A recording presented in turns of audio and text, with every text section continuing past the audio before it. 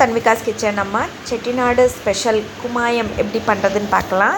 1 cup உளுத்தம்பருப்பு, 1/4 cup பாசிப்பருப்பு, ஒரே ஒரு கைப்பிடி பச்சரிசி.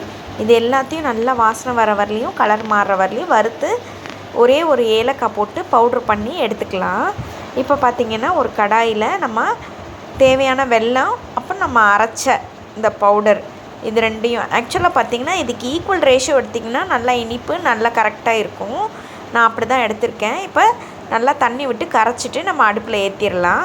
ஏற்றிட்டு நெய் விட்டு கொஞ்சம் கொஞ்சமாக அப்படியே கை விடாமல் கிளறிட்டே இருக்கணும்.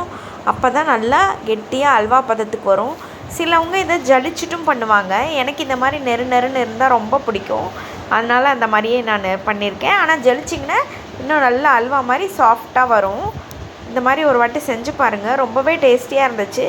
இதை ரொம்ப ஃபேமஸாக ஆடி வெள்ளிக்கிழமையில் செய்வாங்க. அதனால் இதுக்கு பேர் ஆடி குமாயம்னு கூட